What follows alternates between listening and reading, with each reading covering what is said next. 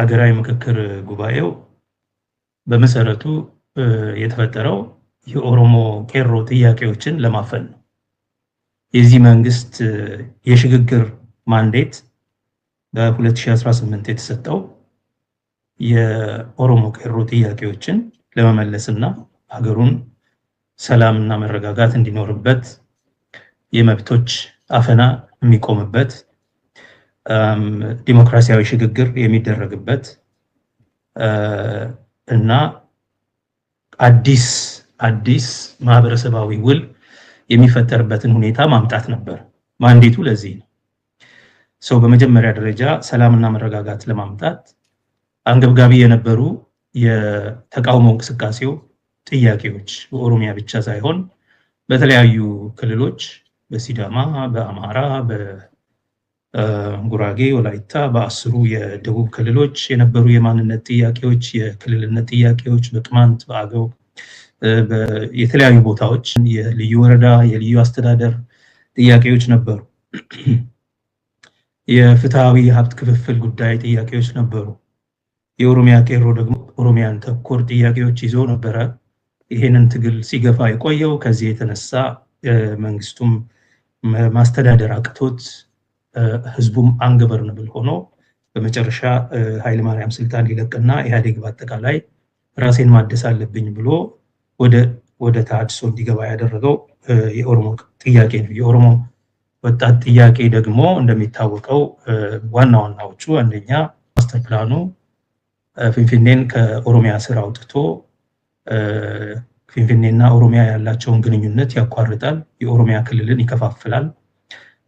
ከዚህም የተነሳ ደግሞ ፊንፊኔን ከኦሮሚያ ውስጥ ሲያወጣ ወይም ደግሞ ሲያወጣ ኦሮሞን ከፊንፊኔ ላይ የማጽዳት ስራ እየተሰራ ስለሆነ ባህሉም፣ ቋንቋውም፣ ማንነቱም ሁሉም ነገር ከዛ አካባቢ ትውፊቱም ስለሚነቀል የልማት ጉዳይ ብቻ ሳይሆን ይሄ የዘር ማጥፋት ጉዳይ ነው የሚል ተቃውሞ ነበረ። ስለዚህ በዚህ የተነሳ ፊንፊኔ የኦሮሚያ ነች የሚለው ጥያቄ በዋናነት እንደ መፈክርም እንደ መግባቢያ ጥያቄም እንደ ፖለቲካዊ የጊዜው ጥያቄም የወቅቱ ጥያቄም ሆኖ ሲነገር ቆይቷል።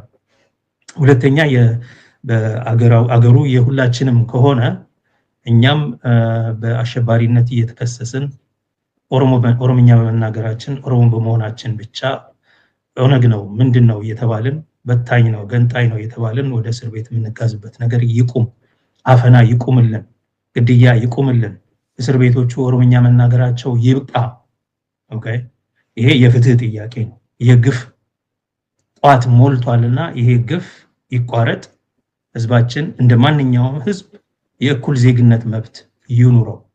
ይህንን ከሚያረጋግጡ ነገሮች አንዱ የኦሮምኛ ቋንቋ የፌዴራሉ የስራ ቋንቋ ይሁን። ለምን በሚሊዮኖች የሚቆጠሩ የኦሮሞ ልጆች ዩኒቨርሲቲ ዲግሪ ይዘው ስራ መቀጠር ያልቻሉት አንዱም የሀገሪቱ የስራ ቋንቋ በፌዴራል ተቋማት ውስጥ መቀጠር ያልቻሉት የሀገሪቱ የስራ ቋንቋ አማርኛ በመሆኑና ይህንን በማይችሉት ላይ የመለያየት ተግባር ዲስክሪሚኔሽን ይካሄድ ስለነበረ የኦሮሞ ቄሮ ኦፒዲዮ ውስጥ ያለውን ጨምሮ ማለት ነው የኦሮሞ ወጣት ወንዶችና ሴቶች ልጆች አገራዊ በሆነ ደረጃ ብሔራዊ በሆነ ደረጃ ይሄንን ጥያቄ አንስተው ይንቀሳቀሱ ነበር። ከዛ በመቀጠል እንግዲህ እንደ ማንኛውም ህዝብ የዲሞክራሲ ጥያቄ እኛም በመረጡን ህዝቦች መተዳደርን በመረጥናቸው ወኪሎቻችን መተዳደር አለብን፣ በተላላኪ መተዳደር የለብንም የሚል ጥያቄ ነበር። ከሀገሪቱ የሀብት ክፍፍል እኩል ሊደርሰን ይገባል። ለምሳሌ ከሚድሮክ ከአዶላ የሚቆፍረውን ወርቅ ወይም ከሌላ ቦታ የሚመጡ የሀገሪቱ 40% አሁን ባለው ሁኔታ የሀገሪቱ ገቢ ከኦሮሚያ የሚመጣ ሆኖ ፈሰስ የሚደረገው ግን ለዛ ተመጣጣኝ ያልሆነ በተለይም ደግሞ ሀብቱ ለሚገኝበት አካባቢ በልማት ስም በማዕድን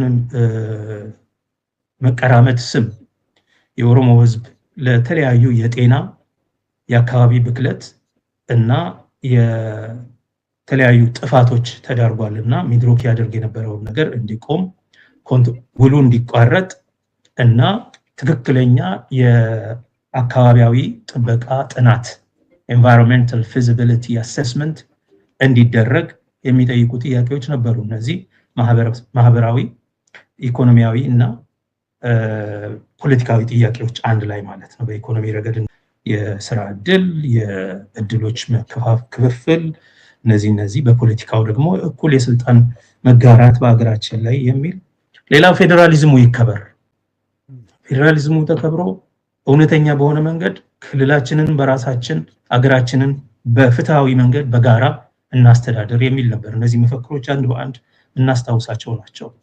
ከዚህ ባሻገር የፌዴራል ስርዓቱ በአግባቡ ይከበር፣ በህገ መንግስቱ የተጻፉ አንቀጾች ይተግበሩ የሚሉ ናቸው። እነዚህን ጥያቄዎች መመለስ የጊዜው ጥያቄ ነበር። ከዚህ ጋር ተያይዞ ከማስተር ፕላኑ ጋር ተያይዞ በተጨማሪ አንድ የተነሳው ነገር የኦሮሚያም ዋና ከተማ ከመሆኑ አንፃር፣ የኦሮሚያም እምብርት ከመሆኑ አንፃር በስህተትም ቢሆን ልዩ ጥቅም አለው ተብሎ በአንቀጽ 49 የተቀመጠ ነበር። ያም ሳይተገበር ነው እሱን ለመድፈቅ ማስተር ፕላኑ መጥቶ ኢንፋክት ከልዩ ጥቅም ያለፈ እንዲሁም ሙሉ በሙሉ ኦሮሞን ከከተማው ለማጽዳት የተደረገ እርምጃ ነው በሚል የተነሳ እንዲሁም የልዩ ጥቅሙ ጥያቄ መተግበር አለበት የሚል ነው። ልዩ ጥቅሙ ምንን ይመለከታል? ኢኮኖሚያዊ፣ ፖለቲካዊ፣ አስተዳደራዊ እና የአካባቢያዊ ኢንቫይሮንመንታል ሴፍቲ ኤንድ ሴኩሪቲ እነዚህን ነገሮች የሚመለከት እና ባህላዊ እና አንዳንድ ነገሮች የሚመለከት ነበር። ይሄ አልተተገበረም የሚል ነው። እነዚህ ይተግበሩ። እነዚህን ጥያቄዎች ለመመለስ መደረግ የነበረበት ነገር ቀላል ነው። እንደ አንድ የሽግግር ማንዴት እንዳለው ኃላፊነት እንደሚሰማው እስካሁን የሄድነው አካሄድ አላዋጣንም፣ መንግስታችን በዚህ ምክንያት ፈርሷል፣ አዲስ አወቃቀር ያስፈልገናል፣ አዲስ አመራር መምረጥ አለብን፣ አካሄዳችን መስተካከል አለበት ብሎ እንደመጣ መንግስት ማድረግ የነበረበት የመጀመሪያው ነገር አንገብጋቢውን አገሩን ሲንጠው የቆየውን የህዝቦች ጥያቄ መመለስ ነበር። ይሄንን መመለስ ባለመፈለጋቸው ይሄንን አስቀምጠው ወዲያውኑ እንዲሁም እኮ ህገ መንግስቱም ስለሚሻሻል የሲዳማ የክልልነት ጥያቄ ዋጋ የለውም፣ አፍሪካን ሁሉ ልናመጣ ስለሆነ የሚል ማለት ነው። ይሄንን ለማድረግ ወዲያውኑ ነው የክልሎች አደረጃጀት ጉዳይ ኤክስፐርት ኮሚቴ የምናምን ኮሚሽን እየተባለ ሲቋቋም ነበር። የእርቀ ሰላም ኮሚሽን፣ የድንበር ኮሚሽን ሲባል ነበር። ያ የድንበር ኮሚሽን ምናምን አዋክበነው ዋጋ ሲያጣ አሁን ወደ ምን ተቀየረ ማለት ነው? እነ ፕሮፌሰር በየነ ጴጥሮስ ሲመሩት የነበረው ማለት አሁን ወደ ብሔራዊ መግባባት ኮሚሽን፣ አገራዊ መግባባት ኮሚሽን ተቀየረ። ዋናው ዓላማው አፈጣጠሩ ጀምሮ የኦሮሞ ተቃውሞ እንቅስቃሴ ያነሳቸውን ጥያቄዎች ለማቅበር ለማድፋፋትና ሙሉ በሙሉ አቅጣጫ ለማስቀየር ጥያቄው በሚነሳ ጊዜ ከ2014 እስከ 2018 እነዚህን ጥያቄዎች ከኦሮሞ ቄሮ ጋር ተባብረን ስናነሳ የሚቃወሙን ከመንግስትም በላይ ይቃወሙን የነበሩት ይሄንን ሁሉ ያመጣው የፌዴራል ስርዓቱ ነው የሚሉ የጎንዮሽ ተቃውሞ ሲያቀርቡብን የነበሩ የኢትዮ አማራ ሊቃን ነበሩ። እነሱ ነበሩ አክርረው ሲቃወሙ የነበረው። ይሄንን ልክ ለውጥ ሲመጣ ፍኖተ ካርታ ጽፈው መንግስት ላይ ተለጥፈው እና አንዳርጋቸው ጽጌ እና ብርሃኑ ነጋ ኤግዛክትሊ ፕሮጀክቱን የኦሮሞን ጥያቄ መመለስ ሳይሆን የኦሮሞ ጥያቄ ከተመለሰ አገር ትጠፋለች እና አገርን ለማዳን እንቅስቃሴ እንጀምር። ይሄን ለማድረግ አንድ የፌዴራል ስርዓቱን መቀየር፣ ሁለት የብሔሮች መብትን ማጥፋት፣ ሶስት የብሔር ፖለቲካን መቀየር፣ አራት ፌዴራሊዝምን ማጥፋት፣ አምስት ክልል የሚለውን አደረጃጀት አፓርታይዳዊ ስለሆነ መከለስ፣ ስድስት ፌዴራል ምንድነው የፌዴራል ዋና ከተማ እንደሆነ አዲስ አበባ ይታወቅ፣ ከተቻለ ክልል ሆኖ ራሱን ችሎ በፌዴሬሽን ምክር ቤትም ውክልና ይኖረው። እነዚህ በሙሉ የነሱ የፖለቲካ አቅጣጫዎች ነበሩ። አብይ እንዳለ የነሱን ተቀብሎ ለምንድነው ይሄን የሚያደርጉት? የኦሮሞ የተቃውሞ እንቅስቃሴ ጥያቄዎች አገር የሚንዱ አገር የሚያፈርሱ የደህንነት ስጋት ስለሆኑ እነሱ መጥፋት አለባቸው ተብሎ ይሄ ኮሚሽን የተቋቋመው ለምንድን ነው ብለህ አጀንዳዎቹን ሲያስተዋውቅ ባለፈው እኛ የኢትዮጵያ ብሔር ብሔረሰቦችና ህዝቦች የሚለውን ከመጠቀም ይልቅ እኛ አንድ ህዝብ ስለሆንን የኢትዮጵያ ህዝብ ተብሎ ይታወቅ። ሁለተኛ አንቀጽ 8 የብሔሮች ሉዓላዊነት የሚለው መሰረዝ አለበት። ሉዓላዊት አገር አንድ ብቻ ናት። ሶስተኛ የቋንቋዎች ሁኔታም እንደዚሁ መታየት አለበት። አራተኛ የራስን ዕድል በራስ የመወሰን መብት መሰረዝ አለበት። አምስተኛ ይህን ሲያጠኑ የቆየ ነገር ነው። አምስተኛ ዋና ከተማው መቀየር አለበት። ስድስተኛ የፕሬዚደንት ስርዓት መሆን አለበት፣ ፓርላሜንታዊ ሳይሆን ፕሬዚደንት ስርዓት መሆን አለበት። ሰባተኛ የክልሎች የአወቃቀር እንደገና በመልክዓ ምድራዊ በምናምን ተደርጎ መታየት አለበት። እነዚሁ ናቸው። በቃ እነዚህን ሙሉ በሙሉ ፍሮንታሊ የሚቃወሙት ነገር በኦሮሞ ተቃውሞ እንቅስቃሴ ወቅት የኦሮሞ ወጣቶች ያነሱትን ጥያቄና በተለያዩ አካባቢዎች ኤጀቶች፣ ደርሳዎች፣ የተለያዩ የክልል ሰዎች የቅማንት ያነሱትን ጥያቄዎች ሙሉ በሙሉ የመዋጥ ዓላማ ይዞ የተነሳ ነው። ምን ማለት ነው ይሄ? ሽግግርን የማምጣት ግዴታ ያለበት ማንዴት ያለበት መንግስት ሽግግርን ትቶ አክቹዋሊ ጸረ አብዮት እንቅስቃሴ የጀመረበት ጸረ ተቃውሞ እንቅስቃሴው ማለት ነው የጀመረበት መሆኑን ያሳያል። ይሄ ተቋም ዛሬ ኦሮሚያ ላይ ያነጣጠረ ጥቃት ቢያደርስ የሚገርም አይደለም። የተቋቋመው ለዚህ ዓላማ ህገ መንግስታዊ ማንዴት የለውም። እንዲህ አይነት ነገር የማድረግ እንኳን እሱ የአብይ አህመድ መንግስት ገና አልደረሰም ወደዛ አይነት ህገ መንግስት ክለሳ ጋር ለመድረስ ማለት ነው። ለምን እንደሆነ ዝርዝሩን ማውራት እንችላለን። ነገር ግን ሲጀመር ካነሳሱ ከአወቃቀሩ ጀምሮ የኦሮሞን መብት ለማጥፋትና የኦሮሞን ወጣት ጥያቄዎች ለማፈን ኦሮሞን ከኢትዮጵያ የፖለቲካ ምህዳር ለዘላለሙ ዝም ለማሰኘት ታስቦበት የተሰራ ስራ። የኦሮሞ ጉዳይ በህገ መንግስትና በፖለቲካ የሚዳኝ ጉዳይ ሳይሆን ደህንነታዊ እንዲሆን በወታደራዊ ጉዳይ እንዲዳኝ ከፖለቲካው መድረክ ከህጋዊው መድረክ ከቴክኒካል ኤሪያ ማስወጣት ነው። ይሄን ደግሞ የሚያደርጉበት ምክንያት የኢትዮጵያ ኤምፓየር የተፈጠረችለትን ዓላማ ለማሳካት ነው።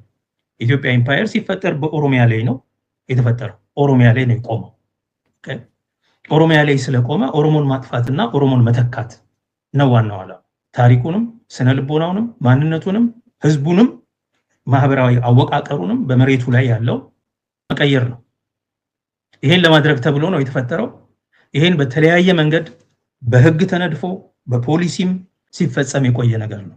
አሁን ጭራሽ መልኩን ቀይሮ ኤስቴቲሳይዝድ በሆነ መንገድ በዘፈን፣ በግጥም፣ በቲያትር፣ በድራማ በዚህ ያንን አገር ከባለቤቶቹ የጸዳ አማርኛ ብቻ የሚናገር በአማርኛ የሚዘፍን የአማራ ልሂቃንን እነ ምኒልክን ምናምን የሚያወድስ ሌሎችን የሚገፋ አድርጎ ለረጅም ጊዜ የቆየ ነበር። ያንኑ ስራ በአዲስ መልክ ኮሚሽን አዋቅሮ ጀመረ ማለት ነው። በተለያዩ ዘመናት ኢትዮጵያ ህገ መንግስት ስትጽፍ የኢትዮጵያ ህገ መንግስቶች በሙሉ ህዝብን ለማብቃት ለስልጣን ለማብቃት የህዝብን የበላይነት የህግን የበላይነት ለማምጣት ዲሞክራሲያዊ ስርዓት ለመገንባት ሳይሆን ሁሉ ጊዜም ኢትዮጵያን ከባለቤቶቹ ነባር ህዝቦች የማጽዳት ስራ ነው። 1923 በጅሮን ተክለሐዋርያት ህገ መንግስቱን ሲያዘጋጅ መቅድሙ ላይ ያለው ነገር መግቢያው ላይ ኢትዮጵያ ለብዙ ሺህ ዓመታት ታፍራና ተከብራ ስትኖር ቆየችና በኋላ ግን በሃይማኖቷን በማይወዱ ህዝቦች ተከባ በእስላም በአረመኔና በጋላ እስላም በአረመኔና በፈላሻ ተከባ ተጨንቃ ያለችበት ሁኔታ ነው የነበረው። ከዚህ ጭንቀት ለመውጣት እነዚህን ለመጋፋት አዲስ አሰላለፍ የህግ አሰላለፍ ያስፈልጋል። 1955 የንጉሠ ነገሥቱን ስልጣን ለማጠናከር እና የክልላዊ መሳፍንትን ለማኮሰስ ለማድቀቅ እና እንደገና አገሪቱን በሙሉ ፓሲፋይ ለማድረግ ዩኒፋይ ህገ መንግስቱ እንደዛ ነው የሚለው ዩኒፋይ ለማድረግ አንድ ለማድረግ እና ለማቅናት ለማሰልጠን 1955 1948 በኢትዮጵያ አቆጣጠር በ1966 ያረቀቁት ኃይለ ሥላሴ ያረቀቀው ኮሚሽን አዋቅረው አብዮቱ የቀደማቸው ህገ መንግስትም ሲቋቋም ኢምፓየሩን ፓሲፋይ ለማድረግ ምክንያቱም ሬስቲቭ ስለሆነ እየተቃወመ ስላስቸገራቸው አሁንም ከደህንነት አንፃር ነው፣ ከህዝብ ጥቅም፣ ከህዝብ መብት፣ ከዲሞክራሲ አይደለም የተያያዘ አይደለም። አሁንም ከደህንነት አንፃር አገሪቷን ፓሲፋይ ለማድረግ የነገዶች ቋንቋና ባህል እውቅና ይሰጠዋል የሚል በረቂቅ የቀረ አብዮቱ የቀደመው ህገ መንግስት አለ። ያልሞቱ እነ ዶክተር ፋሲል ናሆም በዛ ኮሚሽን ውስጥ እነ ፕሮፌሰር መስፍን እነ በረከት ሀብተስላሴ የተሳተፉበት ማለት ነው። በ1974 ኢትዮጵያ ትቅደም መጣ። አገን ብሔሮች ይጥፉ ማለት ነው ኢትዮጵያ ትቅደም ማለት። ለዛ ነው የጀዋር አያም ኦሮሞ ፈርስት እና እንደዛ ያንገበገባቸው ቢኮዝ ኢትዮጵያ ፈርስት ስትል የነበረች ሀገር ነው አልለመደችም። እና አያም ኦሮሞ ፈርስት አያም ሲዳማ ፈርስት አያም ትግራዋይ ፈርስት ማለት በፍጹም ኢትዮጵያ የምትቀበለው ነገር አይደለም። ለምን? አንቲቴቲካል ነው። የደርግ መፈክር ምን ነበር? ህገ መንግስታዊ መርህ ነው ባይዘው እሱ መዋቅሩ መሰረቱ ማለት ነው። ኢትዮጵያ ትቅደም፣ ኢትዮጵያ ህብረተሰባዊት ናት ወዘተ የሚል ኦኬ። ቆይቶ አሁንም ደርግ እንኳን ማለት ነው የብሔር ጉዳይ የሴኩሪቲ ጉዳይ ስለሆነ ብሔራዊ ዴሞክራሲያዊ አብዮት የሚለውን በመኢሶን ግፊት በመኢሶን በኃይሌ ፊዳ ግፊት በኢጫት ግፊት እና አሰፋ ጨቦ ያወራሉ ስለዚህ ጉዳይ። አሁን በቅርብ ያለፉት ዘገየ አስፋው እነዚህ በሙሉ ያሉ የሚያስታውሱት ነገር ነው። በ1968 በአበሻ አቆጣጠር እንደገና የብሔራዊ ዲሞክራሲያዊ አብዮት ያም አልሆነም። ህገ መንግስታዊ ኮሚሽን በናሽናል ኢንስቲትዩት ኦፍ ናሽናሊቲዝ የብሔረሰቦች ጥናት ኢንስቲትዩት አቋቁሞ አሁንም ምን ለማድረግ ነበረ?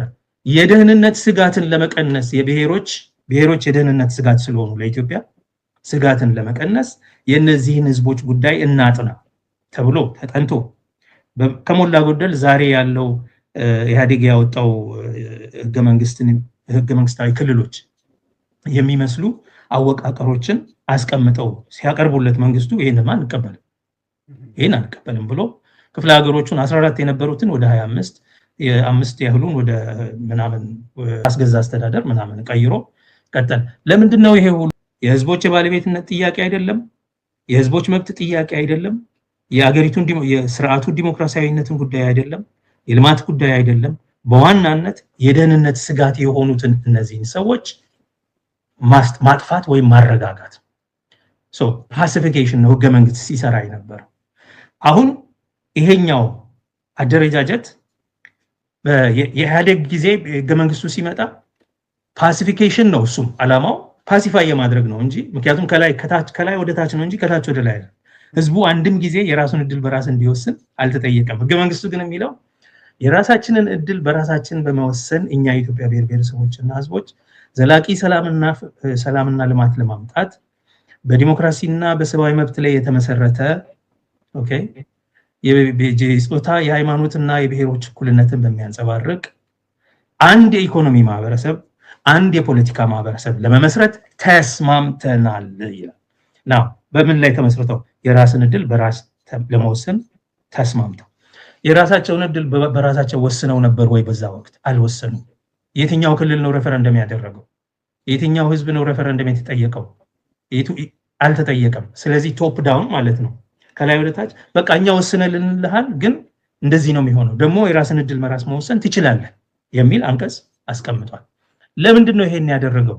መለስ ደጋግሞ ሲናገር ነበር፣ አገሪቱን ከመበታተን አደጋ ለመታደግ ይላል። ምንድነው?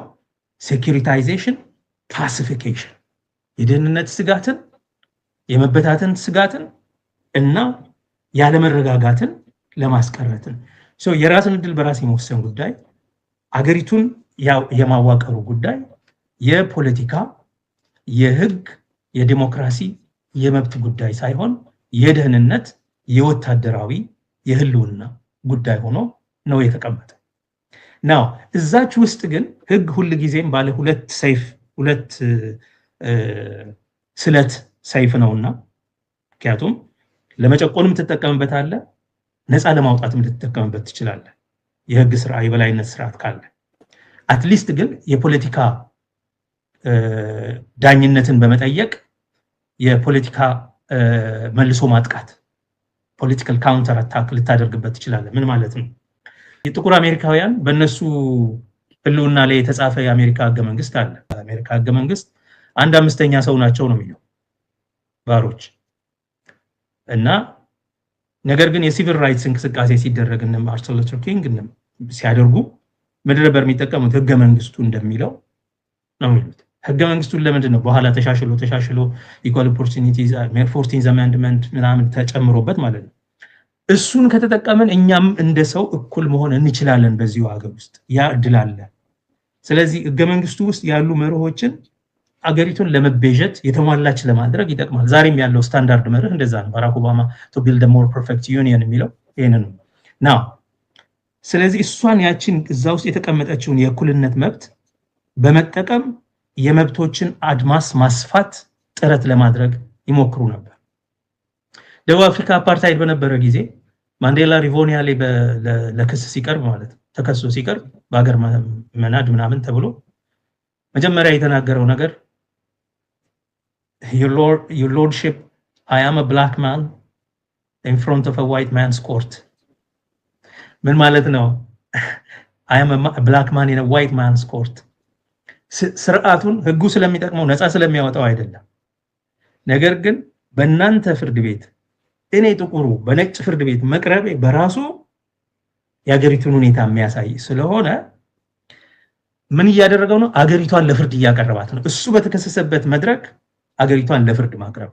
ስለዚህ ህግ ለምን ይጠቅማል ማለት ፖለቲካዊ መልሶ ማጥቃት እንድንሰራበት ያደርገናል በሚል በተለያዩ ዘመናት ይሄንን እኮ ህገ መንግስት ውስጥ ያለውን አንቀጽ የራስን እድል በራስ መወሰን፣ የልዩ ጥቅም፣ የቋንቋዎች እኩልነት፣ የብሔሮች እኩልነት፣ የብሔሮች ሉዓላዊነት የሚለውን ብንጠቀምበት በትክክል የኢትዮጵያውያንን የመብት አድማስ ያሰፋል።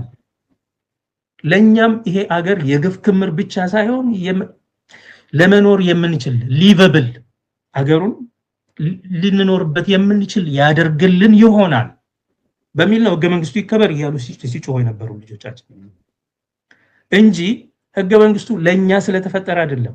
ለሌሎች ተፈጥሮ ነገር ግን የእኩልነትን አድማስ በሂደት ሊያሰፋ ይችላል። በተደጋጋሚ ብዙ ዘመን ስለ ህገ መንግስቱ ጠቃሚነት ሳወራ ሳስተምርም የነበረ ይሄ ምክንያቱ ምንድነው? ኢንክሪመንታል በሆነ መንገድ የመብቶችን አድማስ ለማስፋት እድሉ አለ እንደ አንድ ቴክኒካል ባለሙያ ሆነ ካሰብ። ፖለቲካሊ ግን የኢምፓየር ያገዛዝ መሳሪያ ነው ህገ መንግስቱ። ስለዚህ ከነስረ መሰረቱ ነቅሎ መጣል ነው ያለብን። ይሄን ደግሞ ለማድረግ የሚቻለው የነጻነት እንቅስቃሴ በመሬት ላይ በማድረግ ያ ይገባኛል። ነገር ግን እንደ አንድ ባለሙያ ደግሞ ቴክኒካሊ ይሄ ህገ መንግስት አለ፣ አገሪቱ ያለችበት ሁኔታ አለ፣ ምን ማድረግ ይቻላል ከተባለ የመብቶችን አድማስ ምናስፋበትን እድሎችን እንጠቀማለን። ስለዚህ ሊጋል ኤንጂኦ መስርተን አይ ሪሜምበር ኢትዮጵያ ያለን የኦርጋናይዜሽን ፎር ሶሻል ጃስቲስ የሚባል ድርጅት መስርተን መሰረታዊ የህግ ትምህርት ንቃት፣ መሰረታዊ የህግ መብቶች ቤሲክ ሊጋል ራይትስ ኤጁኬሽን፣ ሊጋል ኤጁኬሽን፣ ሊጋል ሊትረሲ እናካሄድ ነበር። በተለይ ለጭቋቁን ህዝቦች በጣም አናሳ ተብለው ለሚታዩ እንደ የም፣ ሙርሲ የተለያዩ በጣም ምስኪን ህዝቦች ጋር እንደዛ አይነት እንቅስቃሴ እናደርግ ነበር። ናው ይሄ ለምንድን ነው? አነሰም በዛ ያለውን መብት የነጻነትን አድማስ ለማስፋት to advance the horizons of liberty በሚል እንንቀሳቀሳለን። ይሄ መደረግ አለበት። አሁን ለምሳሌ ዛሬ የኢትዮጵያ Women's Lawyers Association የኢትዮጵያ ሴቶች የህግ ባለሙያዎች ማህበር የሚያደርገው በቂ ባይሆንም በእነሱ ሙያ ፊልድ የሴቶችን የመብቶች አድማስ ለማስፋት ጥረት ያደርጋሉ። ኤንቫይሮንመንታል አክሽን እንደዚሁ በኤንቫይሮንመንት ጉዳይ ላይ ይሄን ያህል ጥቅም አለው ህግ በሁለተኛው ሰይፉ ማለት ነው። ለመቁረጥ ለመግደል በሚነሳው ሰይፉ እንዳለ ሆኖ ለማዳን ደግሞ የሚጠቅም ሰይፍ አለው፣ ሁለት ስለት ያለው ሰይፍ ስለሆነ እና ከዚህ አንፃር ህገ መንግስቱን ኢንቴግሪቲው ይጠበቅ ነበር ባለፉት 8 ዓመታት ስንከራከር የነበረው። እሱን ለማሻሻል ሲሞክሩ ህገ መንግስት ማሻሻያ መንገድ አለው በህግ አምላክ፣ ምርጫ ለማራዘም ሲፈልጉ ህገ መንግስት ማሻሻያ መንገድ አለው፣ በዚህ መንገድ አይደለም ይሄ ህገ መንግስት መናድ ነው ምን ህገ መንግስት ስላላቸው እንከልሰዋለን ምናምን ይሏል። ህገ መንግስት ከመከለስ በፊት የሚቀድሙ እርምጃዎች አሉ። አንደኛ አገሩ በወቅቱ የሰላም ችግር የአንገቨርናቢሊቲ ችግር ስለነበረው አንደኛ የኢትዮጵያ መንግስት ሀገሪቱን ሰላምና መረጋጋት እንዲመለስ ማድረግ አለበት። ሁለት የህዝቦችን አንገብጋቢ ጥያቄዎች ለመመለስ ያለምንም ቅድመ ሁኔታ ምክንያቱም ያገፊት ስለሆነ እነሱን አነቃንቆ ስልጣን እንዲቀየር ያደረገው እነዛን ጥያቄዎች ለመመለስ ቃል ገብተውም ስለሆነ ስልጣን የተረከቡት እነዛን ጥያቄዎች መመለስ። ሶስት ማድረግ የነበረባቸው የመብቶች አፈና እንዲቆም ማድረግ። ሴኩሪታይዝድ በነበረው ስቴት ምክንያት ሚዲያ፣ የህግ ባለ ተቋማት፣ የሴኩሪቲ ተቋማት፣ የምርጫ ተቋማት፣ የዲሞክራሲ ተቋማት እነዚህ በሙሉ በተሸበበ ሁኔታ ውስጥ ስለነበሩ እነዚህን የሸበባቸውን ህግጋት በሙሉ ማስተካከል፣ ሪፎርም ማድረግ። ምን ማለት ነው? ሴኩሪቲ ሪፎርም፣ ጀስቲስ ሪፎርም፣ ኤሌክቶራል ሪፎርም፣ ሎ ኤንድ ጀስቲስ ሪፎርም ብያለሁ። እንደዚህ አይነት ነገሮችን ማካሄድ፣ ሀገሩን ከከፈትከው በኋላ ምህዳሩን ከከፈትከው በኋላ ምርጫ ማድረግ። ስለዚህ በነበራቸው 2 ዓመት ከ2018 እስከ 2020 መስራት የነበረባቸው ሰላምና መረጋጋት ማምጣት፣ ኦኬ፣ ጥያቄዎችን መመለስ፣ አፈናን ማስቀረት እና ወደ ምርጫ መሄድ ነበር። እና ጅሬ ወዲያውኑ ያደረጉት ምንድነው? ሰላምና መረጋጋት ከማምጣት ይልቅ እንዲሁም በሰራዊት አሰማርተው ህዝቦች በየቦታው መፈናቀል እንዲያጋጥማቸው ከሶማሌ ክልል ብቻ 1.8 ሚሊዮን ኦሮሞ ነው የተፈናቀለው። በየቦታው ሽብር። አረ ይሄ መሳሪያ ይግባ፣ መሳሪያ ይበትናሉ፣ ያስታጥቃሉ። ኦሮሚያ ላይ ግን ያስፈታሉ። አንድ ሁለተኛ ምንድን ነበር ሲያደርጉ የነበረው? ሴኩሪቲ ሪፎርም፣ ዴሞክራቲክ ሪፎርም፣ ኤሌክቶራል ሪፎርም፣ ሚዲያ ሪፎርም ምናምን በምንል ጊዜኛ እነሱ ምንድነው ያደርጉት? የሆነ ህገወጥ የሆኑ ድርጅቶች የህግ ማሻሻያ ሪፎርም፣ ኤክስፐርቶች ኮሚቴ፣ የድንበር ኮሚሽን፣ የማንነት ኮሚሽን፣ የእርቀ ሰላም ኮሚሽን ምናምን እያሉ ምንም ከጉዳዩ ጋር የማይገናኝ ነገር ጥያቄውን ከመመለስ ይልቅ ወደዚህ። ሶስተኛ ምንድነው ያደረጉት? አፈናን ማጥፋት አለባችሁ ስንል ጭራሽ አዲስ የአፈና ስርዓት ነው የጀመሩት። በኦሮሚያ ውስጥ ጦርነትን የተጀመረው በወዲያው በ2019 በአማራ ክልል ቀውስ ነው። ኦሬዲ ገና ከ2018 ጀምሮ በጥይት ነበር የሚኖረው። በትግራይ ላይ በ2020 ጦርነት ተጀመረ። ስለዚህ የዲሞክራሲ እድልን የመክፈት ምርጫ ሲባል ምርጫውን እንዲሁም በኮቪድ ምክንያት እናራዝመዋለን ተባለ። በመሰረቱ ሽግግርን አልፈለጉም። ሽግግር ሳይደረግ ቀጠለ። ሽግግር ከተደረገ በኋላ የሚመጣ አገራዊ መግባባት ጉዳይ ከመሰረት ያስቸገሩን ሲስተሙን የያዙት የደገፉ አገራዊ መግባባት የጎደለባቸው ችግሮችን ለማስተካከል ህገ መንግስት ክለሳን የጨመረ ጉዳይ የሚገባው የዲሞክራሲያዊ ሽግግር ከተደረገ በኋላና ዲሞክራቲክ ማንዴት ያለው መንግስት ስልጣን ከያዘ በኋላ በህገ መንግስቱ አግባብ የህገ መንግስት ማሻሻያ ስርዓትን ተከትሎ ጥያቄዎች ማንሳት ይቻል ነበር። እና ጅሬ ወደ ዲሞክራሲም አትሸጋገሩም፣ ሰላምና መረጋጋትም አይኖርም። እንዲሁም ከሀገሪቱ 75%ን ወደ የጦርነት እሳት ውስጥ ያውም የ21ኛው ክፍለ ዘመን ትልቁ ጦርነት የመጨረሻው አጥፊ የሆነ የዘር ማጥፋት ጦርነት እያካሄደ ኦኬ። በዚሁ መካከል ደግሞ ስልጣንን ለማጽናት እንዲጠቅም እና ታሪኩ ራሱ እንደሚያሳየው ደግሞ ይሄ ኦሮሞን ህዝብ ለአንዴና ለመጨረሻ ጊዜ ከኢትዮጵያ የፖለቲካ ምህዳር ውስጥ ድምፁን ለማጥፋትና ወደ ደህንነት ስጋት ለመቀየር ይሄንን እርምጃ እየወሰዱ ነው። ሰው የአገራዊ ምክክር ጉባኤ የሚባለው የኢምፓየር ፖለቲካን ማራመጃ መሳሪያ ብቻ ነው። የህዝብን ጥያቄ የመድፈቂያ መሳሪያ ብቻ ነው። አገሩን የአንድ ሰው የስልጣን ባለቤት እንዲሆንበት የማድረጊያ መሳሪያ ነው አብይ አህመድ። ይሄም ደግሞ እስካሁን 10 ዓመት ያስተዳድሯል በምርጫ ይባላል። ከዛ በሚቀጥለው ደግሞ ፕሬዚደንት የሆነና ደግሞ እንደ አዲስ ማለት ነው በአዲስ ህገ መንግስት እንደ ፑቲንና ከሱ በፊት የነበረው ፕሬዚደንት እንዳደረጉት ማለት ነው። አሁን ደግሞ እንደገና ሌላ 10 ዓመት ሌላ 20 ዓመት እንቀጥልበታለን የሚያስብል አካሄድ ነው እና በዚህ ምክንያት ፍጹም ግልጽ የሆነ ሲናገሩ የነበሩትን በተግባር ያደረጉበት ተግባር ነው። ለኦሮሞ የኢምፓየር ስርዓት እንደገና ተመልሶ ያለምንም ሀፍረት የተመሰረተበት ኮሚሽን ነው ብዬ ነው አቀርበው። ፕሮፌሰር መስፍን አርአያ ኮሚሽን ህገወጥ ኮሚሽን ነው። ምክንያቱም ህገ መንግስታዊ አይደለም። ህገ መንግስት ክለሳ የሚካሄደው በህገ መንግስት አግባብ ነው።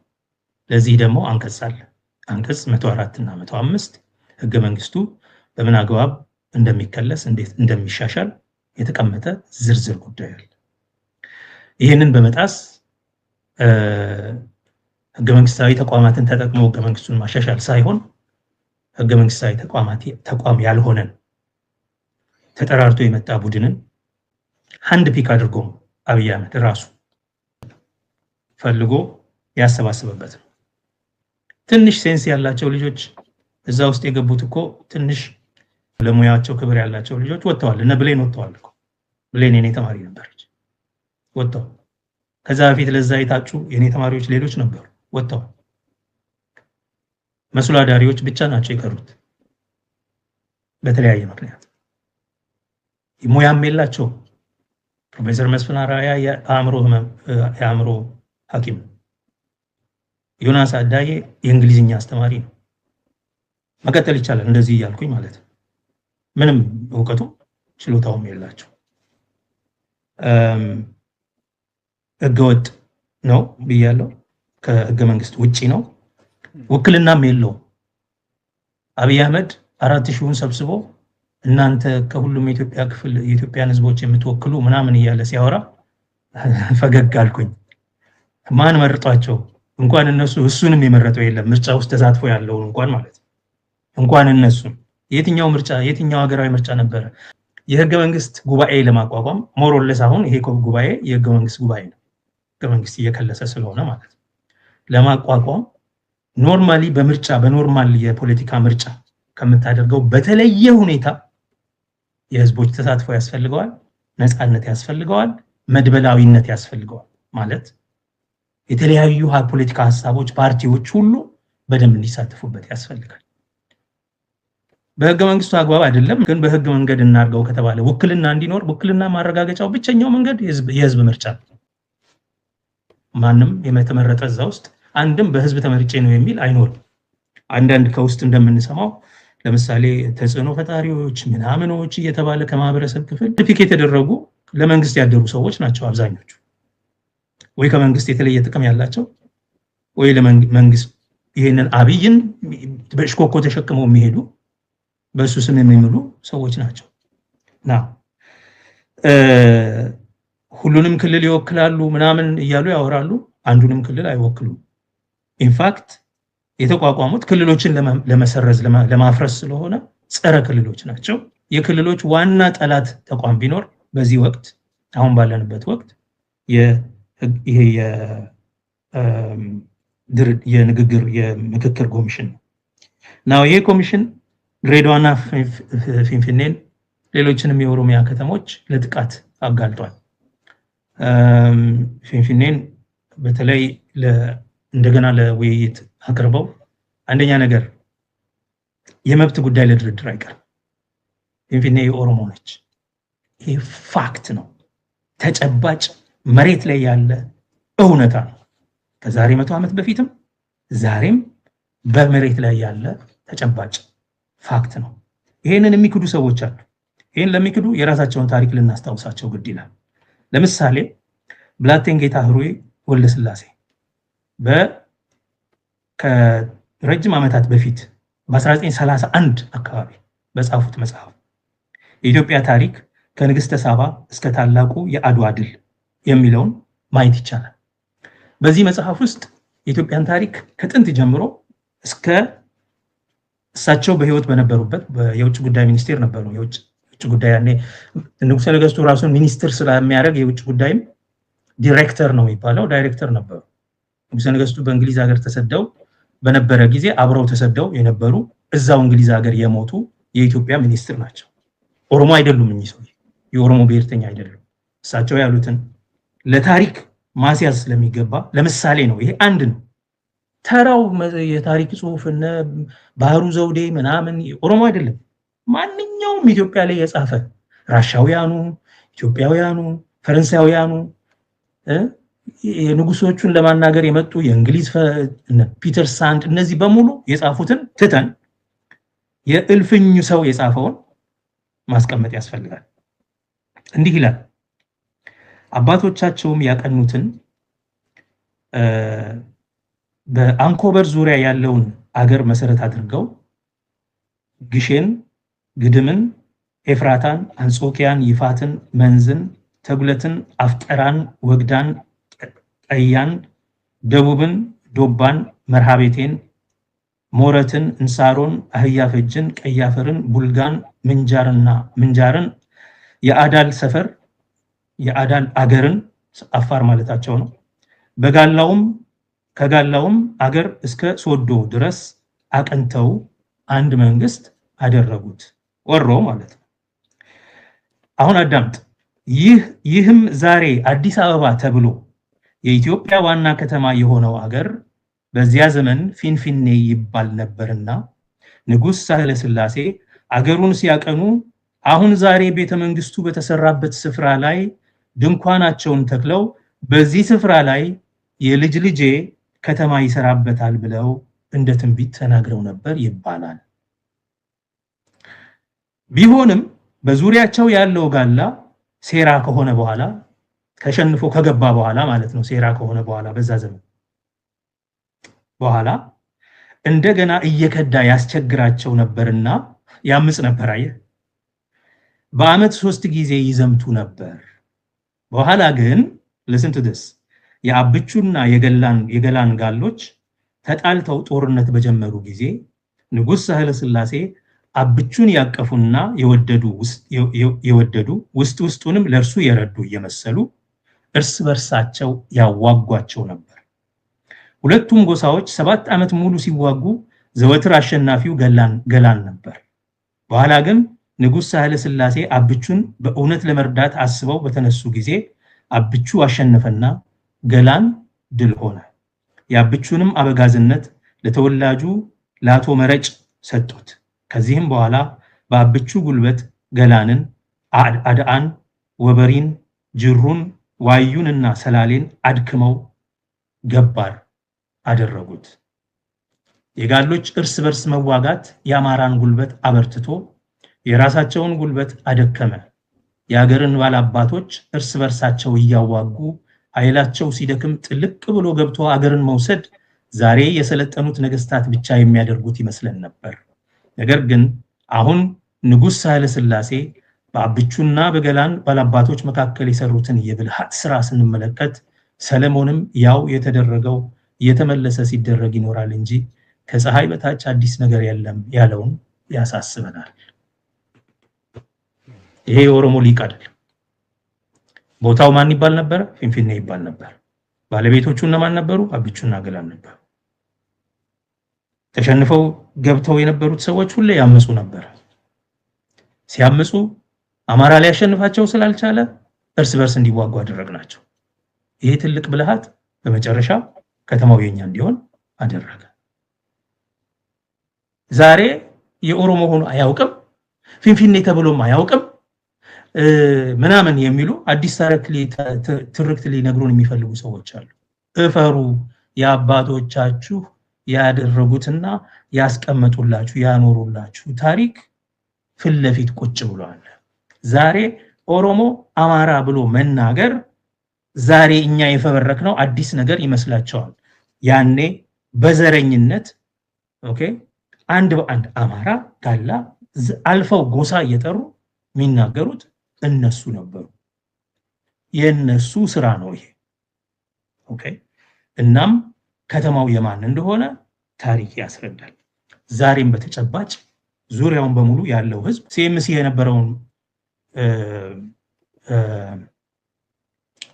ካራ ያለውን ህዝብ በኮተቤ በኩል ካራ የሚባለው ሰፈር ካራ ቆሬ ዙሪያውን በሙሉ ሰበታ፣ ቡራዩ፣ ሱሉልታ ልክ ቤቶች የሚያበቁበት ቦታ ስደርስ ቀጥሎ ያለው የጤፍ መሬት አለ። ያ መሬት ኦሮሞ ነው የሚያርሰው። እዛው አለ ሰውየው።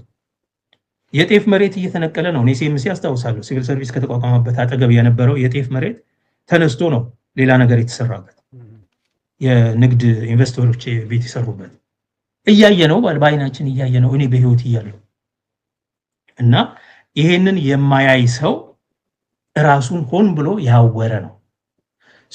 ፊንፊኔ ላይ ቁጭ ብሎ የፕሮፌሰር መስፍን አርአያ ኮሚሽን ፊንፊኔን ከኦሮሞ ውጪ ለማድረግ ከኦሮሞ ለማጽዳት የጀመረው ተግባር ዛሬ የተጀመረ አይደለም፣ የቀጠለው ወረራ ተግባር ነው።